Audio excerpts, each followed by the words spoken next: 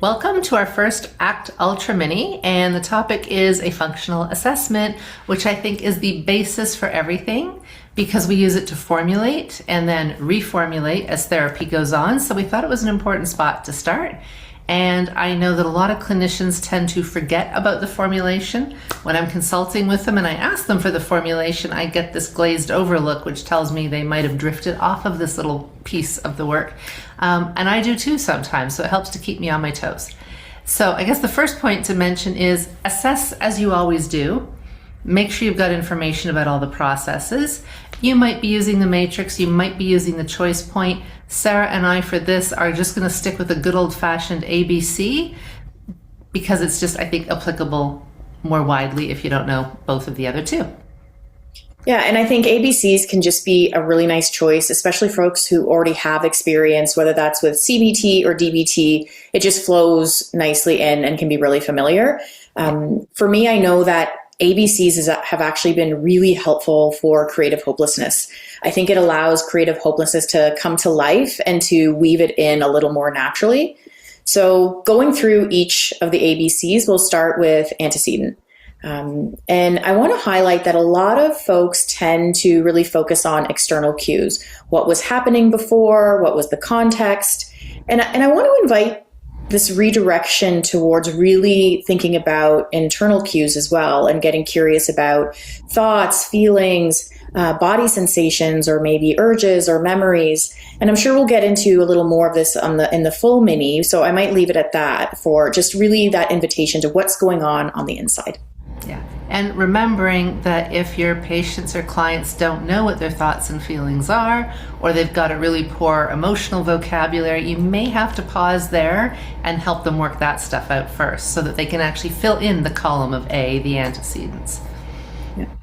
And then I also find, and not to make this too confusing, that actually going through an ABC can actually help motivate people into being more aware of how they're feeling on the inside. It kind of might loop them in and give them some of that motivation. Yeah, it's kind of synergistic, I think, isn't it?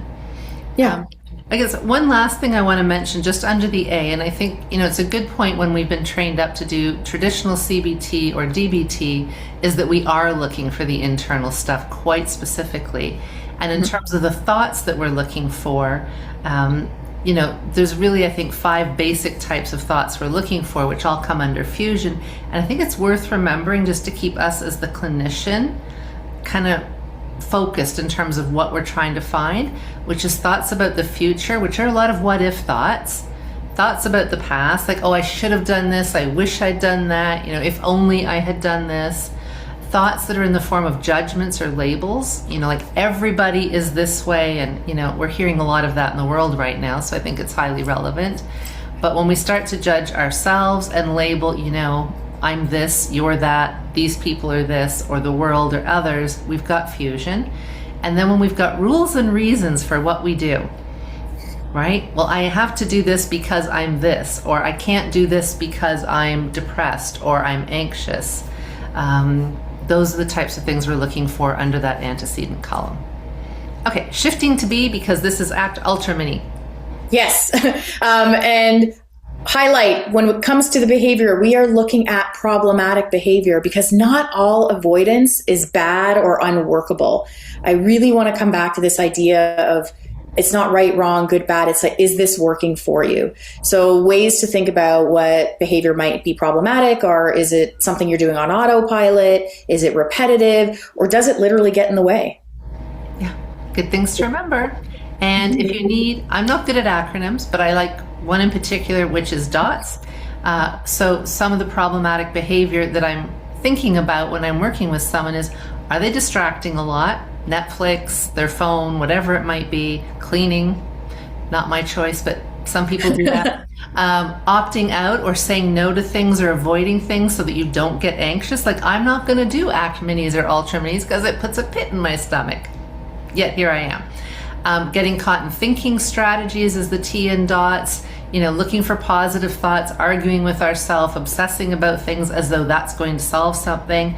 And the S is for any behavior that is self-sabotaging or self-harmful, which could be eating, sleeping, exercising too much or too little, substance use, shopping, sexual activity, self-harm, things that are self-harming and done for the purpose of shutting down the antecedents. So, Sarah, anything else you wanted to add?